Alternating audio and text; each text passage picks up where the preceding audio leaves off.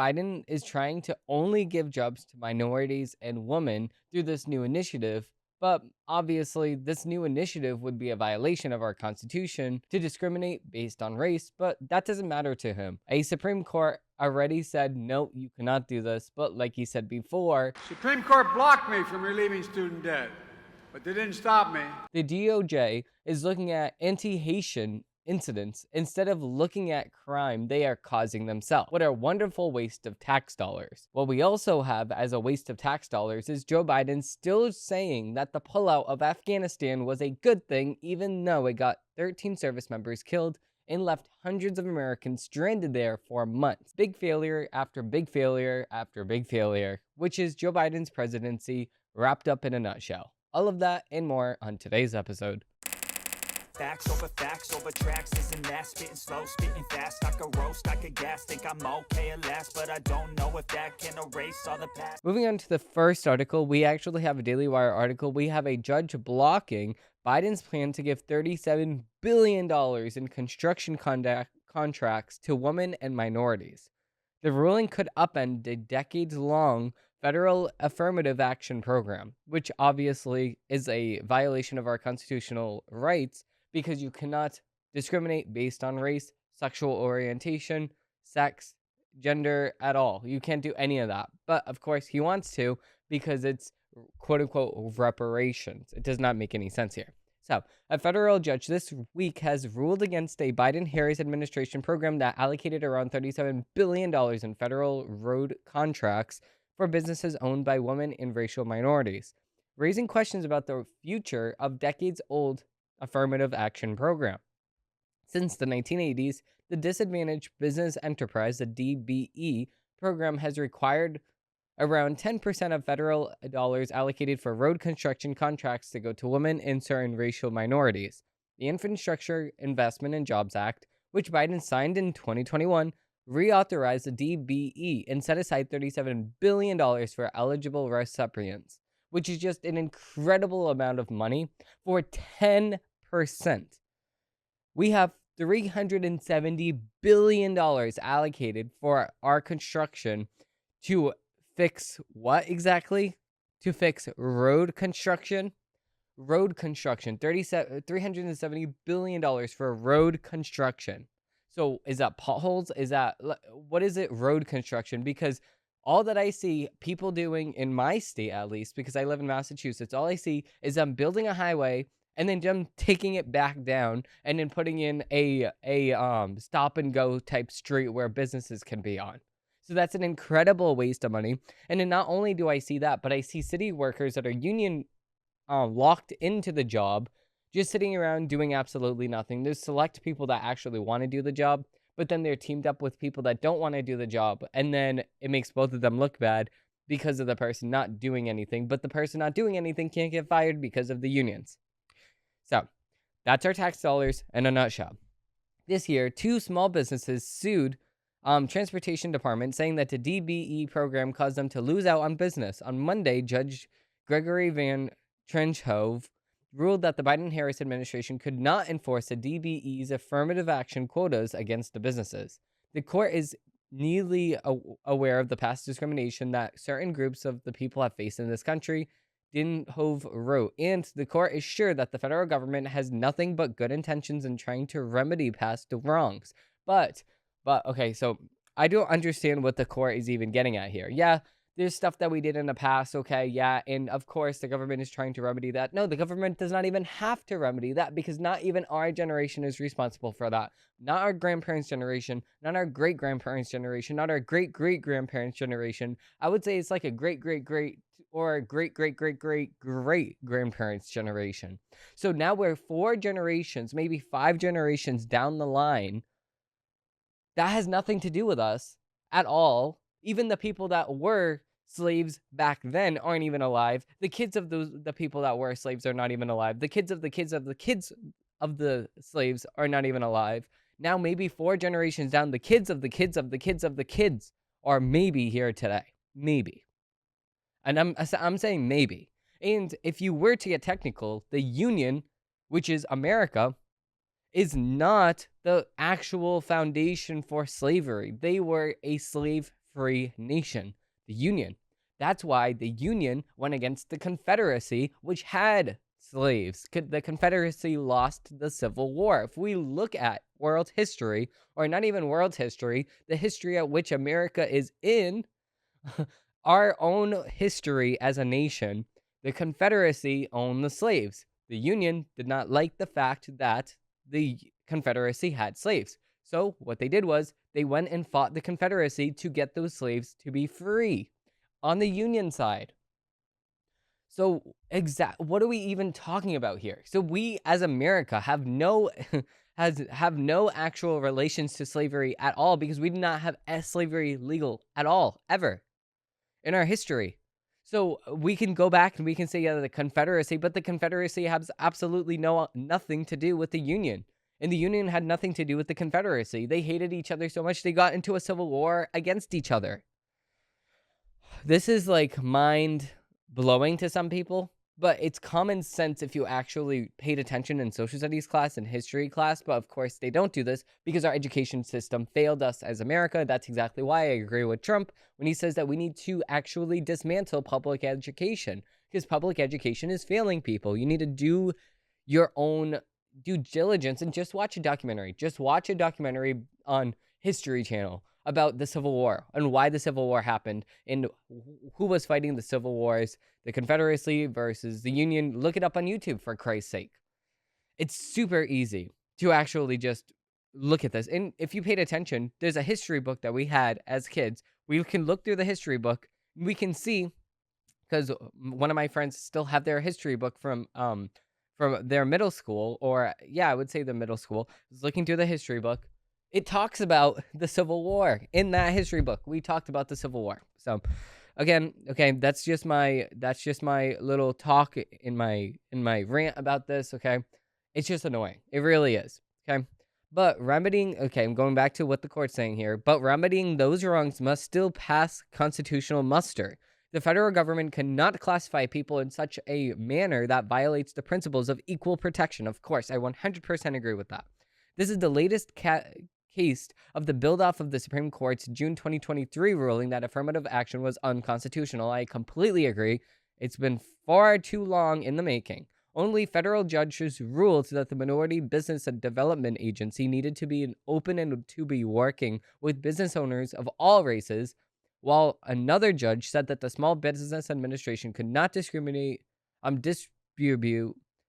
contracts based on the claim that certain races are inherently disadvantaged. I completely agree with that.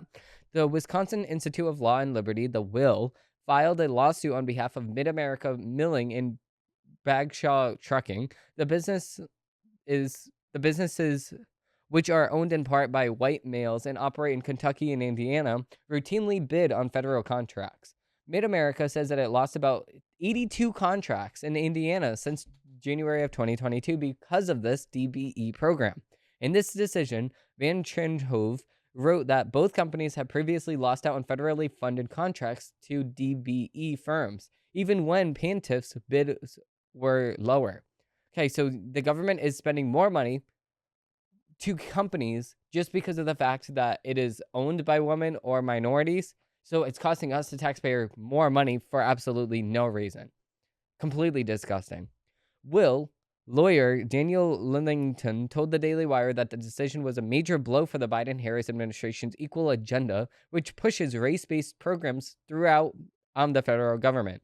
Lillington wrote that after a period of discovery, Will would ask for a final decision from the judge that would block any businesses from being subject to the DBE program. The DBE program is really backed into the DNA of road building in America, and companies all across America just assume that the program is never going to go anywhere, he said. We believe that's unconstitutional and it hurts real people that have real businesses every single day. I completely agree. This is one of the better rulings that we've had in the recent history, because of the fact that it actually benefits so many businesses across America, and that's just one business that did not have access to 82 different contracts. There's probably other businesses that held out on more, or other businesses that held out on like half of it or so. So this is going to be beneficial for a lot of local businesses. And again, I don't even think that that the process at which the government actually chooses businesses to work with is even fair, because they always choose the same exact business. They're like, okay, let's put this on the market. We need a person to do this for us, and then they'll just choose the same company over and over again.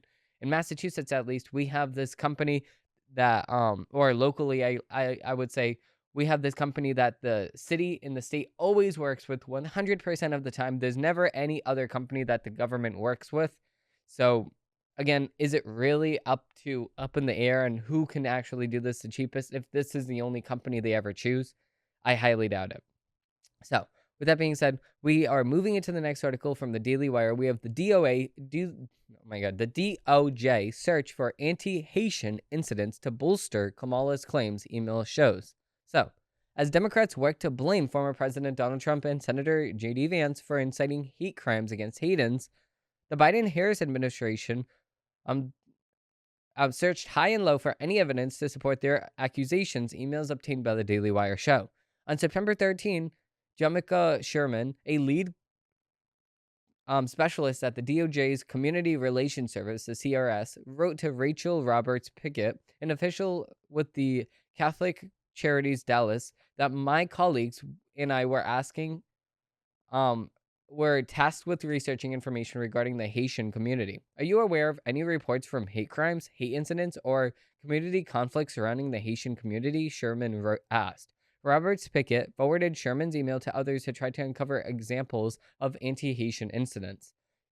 Catholic Charities is paid by the federal government to resettle migrants, which is just absolutely disgusting here, because now you're asking a government-affiliated organization to look into things for you, but the government-affiliated organization is actively going against the American people by transporting migrants to that city or into that local community that is actually destroying that local community. Absolutely disgusting. During that same time period, Vice President Kamala Harris was campaigning on the claim that Trump and Vance has inspired anti-Haitian hate crimes. On September 17, I should say, she blamed Trump and Vance for causing bomb threats in Springfield, Ohio, which has seen a massive influx of Haitians, saying that they caused school children to have been evacuated and leaving a whole community put in fear. Okay, that's disgusting. That is a disgusting claim, and she needs to be held responsible for that claim here. So, most of the time, like 99% of the time when there's a quote-unquote bomb threat, this is from out of state, this is out of their local community, and this is coming from abroad to just frame Trump in the aspect of this is exactly why this is happening. But a bomb threat, most of the time, 99% of the time, isn't actually going to happen. Obviously, you need to treat it as if it is going to happen. It's just like if you dox somebody, you tell the police that this really, really bad thing is happening at their location. They SWAT the location. They break into the house trying to save them with guns drawn, but it's in the middle of the night and they get woken up and stuff like that. That's exactly what happens when somebody gets doxxed. So it's the same exact situation here. Ohio law enforcement investigations concluded that the bomb threats were hoaxes perpetrated by actors overseas, potentially in an effort to meddle in the presidential election. Of course, this is exactly what happens every single time. Law enforcement findings could doubt on the idea that Republicans bore any blame. The Daily Wire asked the Justice Department, the CRS team, who had requests to investigate anti-Haitian incidents, whether a Justice Department official or the White House, and whether it managed to find any. The office refused to answer the question, of course. The CRS has been working in Springfield over the past year to resolve conflicts and disputes related to community tensions, as spokeswoman said. Due to our statutory confidentiality mandate, we cannot confirm or discuss CRS's involvement with specific groups. That's completely disgusting. You are taking our tax dollars and you can't tell us exactly what you're doing with our own tax dollars? Confidentiality. No, there needs to be less confidentiality within the government because we're paying for this very thing to happen. How about we take away your tax dollars that you're getting from our government unless you are telling us what exactly you're doing with that money? Exactly. It's just, this just gives me a headache. This is why I can only do this show for so long, because it just gives me a big headache because of the stress that this causes on me, because I actually care about what we are doing in this nation. I care about having a great nation. I care about having our law and order. I don't care about these migrants just coming in and taking everything from us. And I hate how our tax dollars is going towards companies that can't even be transparent with us about what they are actually doing. Disgusting. The fact that Harris and her campaign have not highlighted any such incident suggests that the office did not uncover any. Of course, because it's not happening. It is absolutely not happening. In an article from the Haitian Times, okay, so wait, before we continue, if they did not find any example of anti-Haitian discrimination, is Kamala Harris going to take back her claim about J.D. Vance and Donald Trump contributing to anti-Haitian crimes? No, she's not. Of course she's not, because she's not going to be held liable at all. She can say whatever she wants. She's never going to be fact-checked. She can just say blatant lies, frame Trump for things that she never even did, but she will never be fact-checked, even though there is absolutely no evidence, no examples of this very thing happening, because you would have heard about it. The Justice Department's Community Relations Service previously listed the mainstream conservative parents group, Moms for Liberty, as a domestic terrorist group, alongside the KKK and the Proud Boys, which is just absolutely disgusting. It has nothing to do with each other. It also tried to intervene when a Virginia school board moved to implement a transgender policy. The most prominent incident of this perpetrated physical abuse of Haitians, the claim that Border Patrol agents were whipping them, also turned out to be a hoax, but of course, there's going to be absolutely no fact check. Harris was one of the several Democrats who pushed the hoax, comparing the alleged whippings to slavery, which is absolutely disgusting because she's not going to take back those claims, and then she's going to just cause division because she does not care. She's a politician. She can cause division all she wants as long as she gets the vote at the end of the day. That's all she cares about. Kamala Harris, 2024. I love that. Oh, so good. Just make up blatantly lies and then don't get fact checked. And then just say, well, you're just going to pay attention to this here. I'm not going to answer your question whatsoever. No responsibility at all. If that's what you want, you get what you sign up for this November. Moving on to the next article, we actually have another Daily Wire article. We have Biden totes withdrawal from Afghanistan and final speech to United Nations. This is when he says that it was a hard decision, but it was the right decision. Wow. So 13 service members were killed, but it was the right decision. Hundreds of people were stuck in Afghanistan, stranded, but it was the right decision. People almost got ran over by the plane on the tarmac, chasing over the plane. But that was the right decision. Disgusting. Disgusting, despicable. President Joe Biden defended his decision to withdraw from Afghanistan in his final speech to the United Nations as president. Biden addressed the United Nations for the final time as president on Tuesday, as his administration has seen multiple international crises erupt. The president touted his record for international relations, specifically pointing on his decision to pull United States forces out of Afghanistan. Quote, "When I come to office as president, Afghanistan had replaced Vietnam as America's longest war." Biden said, according to the National Review, "I was determined to end it, and I did. It was a hard decision, but it was the right decision." No, it did not. It was not the right decision because you did not do it correctly. If you did it correctly, we withdrew from Afghanistan, there was no service members killed in that process, then I would completely understand, okay, it was a hard decision to make, but we did it. No, 13 service members were killed because of your choice to do this. Catastrophically. It was a catastrophic failure. And not only you are to blame, but it was also Kamala Harris that said, and I quote, she was the last person in the room for this decision. She takes the blame just like Joe Biden. Joe Biden takes the blame. Kamala Harris takes the blame.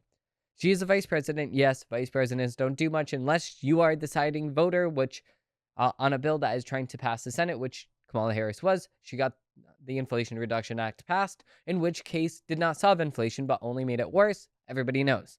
Not only that, but also wasn't the last person in the room with the catastrophic failure, the catastrophic withdrawal of Afghanistan, which left 13 service members killed and hundreds of people stranded in Afghanistan for months under the tyranny of the Afghanistan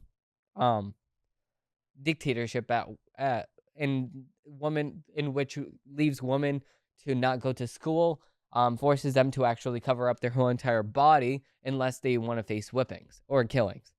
Quote, it was a hard decision, but it was the right decision. Disgusting. The United States withdrawal from Afghanistan effectively turned the whole country over to the Taliban, who swept behind withdrawing United States forces to take the country over almost immediately. The withdrawal also saw the deaths of 13 United States service members who were killed in the terror attack on the Hamid Karzai International Airport. It was a decision accompanied by a tragedy, Biden said. 13 brave Americans lost their lives, along with hundreds of Afghans, in a suicide bomb. I think about those lives every single day. Okay, so why was it the right decision then? If you think about those lives every single day, why was it the right decision? Biden faced backlash in 2021 when he photographed looking at his watch during the dignified transfer ceremony as the soldiers that were killed in Afghanistan were transported to America. Biden appeared to check the time while the bodies of the 13 soldiers killed was returned to the United States, disgusting a slap in the face to the families. Along with the 13 soldiers killed, dozens of Afghans were killed in the attack carried out by ISIS-K terrorists.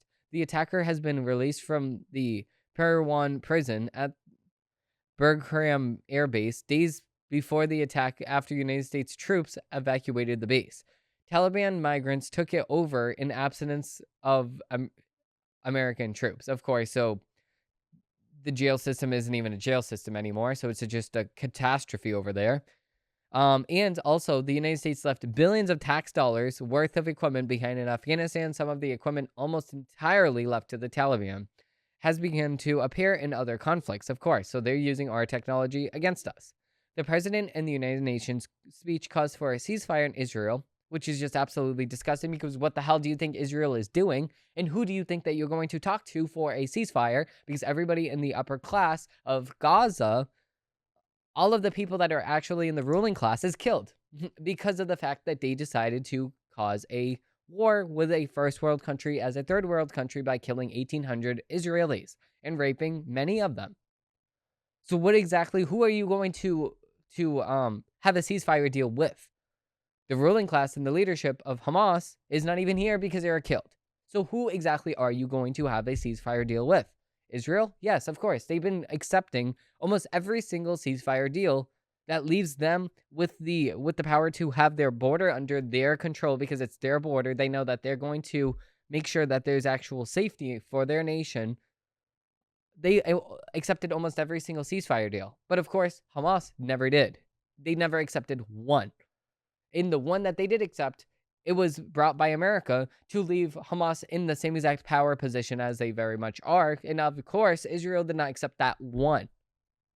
But of course, every other single one that we implemented a ceasefire deal in the Middle East, Israel accepted. So it's not Israel that needs to accept a ceasefire deal. It's Hamas that needs to accept a ceasefire deal. Put the pressure on Hamas because Hamas knows that there's no pressure placed on them. It's instead placed on Israel. That's exactly why they're not budging. You don't negotiate with terrorists, and a terrorist is when you kill 1,800 innocent people that have nothing to do with the war and rape them for absolutely no reason whatsoever. The good news is that Putin's war. Oh yeah, okay. So I went too far ahead. The president of the United Nations speech called for a ceasefire in Israel's war against Hamas in Gaza and the growing conflict against Hezbollah in Lebanon. Full-scale war is not in anyone's interest, Biden said, according to Politico. Diplomatic solution is possible, and it's the only path. Okay, so, genius, what's your solution? He has no solution. Full-scale war is not... Okay, so I just heard that. In the war between Russia and Ukraine, Biden resented his support for Ukraine. Oh, okay, so you agree that Ukraine should have so much more funding and keep the war going in Ukraine against Russia, even though Russia's just going to keep going until we stop funding Ukraine. But just keep going, just keep funding it. It's okay. There has to be no ceasefire deal over there. No, but in Israel, which lasted since last year, compared to Ukraine, has lasted 3 more years in Ukraine compared to the 1 year that Israel has been fighting. Israel has to stop their war, but Ukraine, oh no, that Ukraine could just keep going. Zelensky can get invited to Congress. We can have Ukrainian flags put up in our United States Congress, but God forbid Bibi Netanyahu comes. It's a hellscape. It's, oh my God, how dare you? Like, what are we even doing? Is this even a serious nation anymore? It really isn't. Quote, the good news is that Putin's war has failed in a core aim, because of the fact that the United States is giving all of this money and resources to Ukraine. But we cannot let up. Biden said, the world has another choice to make. Will we sustain or support? Or will we walk away and let a nation be destroyed? We cannot grow wary. We cannot look away. Okay, so why aren't you saying the same thing with Israel? Because it's a first world country? Like, so is Ukraine. So I just don't understand. This is exactly why it gives me a headache, because it just makes absolutely no sense. Biden's foreign policy just makes absolutely no sense whatsoever. And it just mind boggles me how stupid he is. With that being said, we have a final article from the Daily Wire. Trump blasts Kamala's plan to visit the southern border. So, former President Donald Trump slammed Vice President Kamala Harris's plan on Tuesday after it was reported that the Democratic nominee intends to visit the United States southern border later this week. CNN reported that on Monday, Harris will visit the United States-Mexico border during a campaign stop in Arizona on Friday, as her opponent continues to focus on illegal immigration and the record number of border encounters under Biden-Harris administration.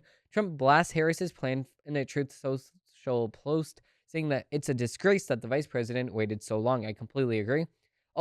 After almost 4 years, border czar Kamala Harris has decided for political reasons that it is time for her to go to the broken southern border. What a disgrace that she waited so long, allowing millions to enter our country from prisons, mental institutions, and criminal cells all over the world, not just South America. Many of those coming are terrorists, and at a level never seen before. Trump wrote, "She's trying to con the public like she did a good job at the southern border, when in fact she has destroyed the very fabric of our nation, allowing 21 million people across from places unknown." When Kamala is seen at the border on Friday, she will pass hundreds of miles of wall built by Trump, and it is a wall that works, Trump added. When she speaks, be advised that this woman has allowed more than 21 million people into our country, totally unvetted and from places unknown. They are now creating criminal havoc all around the country. Every state is a border state. When she speaks, I hope everyone remembers that she caused our cities, towns, and counties itself tremendous damage, and I can only fix it. I completely agree, because he fixed it under his administration. He built the wall. He made sure that there's going to be actual people in place to implement security measures in the border. But of course, Biden gets elected and implements this policy called catch and release. You catch the person trying to smuggle across the border, and then you release them into the country instead of releasing them out of their country with Mexico. And what you do is, if Mexico does not cooperate, you sanction them. And they do. They cooperate after that. Wow, they lose money? They cooperate. President Joe Biden put Harris in charge of addressing the root causes of migration shortly after the Democratic leaders were sworn into office in 2021. Since then, Customs and Border Protection has reported around 10 million encounters along the southern border. Nearly 2 million gotaways has been reported since Biden and Harris took office. Okay, so 2 million of those people, do you know who they are? No, because they're getaways. So what if they're terrorists? We don't know. We don't even know, of course. The Democratic nominee's visit to the southern border was set up after some of the campaign officials expressed concern about her pulling on the issue of immigration. According to CNN, an Associated Press poll released later last month shows that Trump is trusted by 45% of voters on immigration compared to 38% who trust Harris more. Of course, so what does she have to do? Instead of actually changing her policy position, she has to just go to the border.